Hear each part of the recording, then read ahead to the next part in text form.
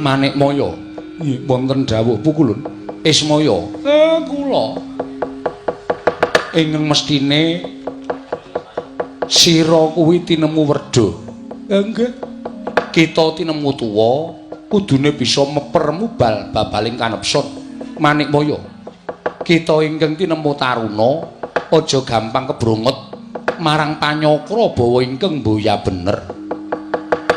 Ismaya kuwi wis nerima tansah nampa marang apa ingkang dadi kewajibane nggone urip ning alam padang minangka dadi pamomong.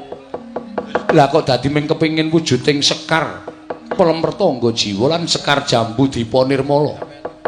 Teka kita malah ndakwa kelawan Ismaya ingkang ora-ora. Sinenggusi Ismaya bakal ngembari marang panguwasaning para dewa. Manikmaya. Lamun nduk nalika semana kita kuwi ora tumbak cucukan kelawan pukulun Bathara Tunggal, ya wong atuwa kita. Sayekti ingkang dadi nalindra ning kayiwangan dudu kita, nanging antraning loro Semar Upawata Teja Mantri.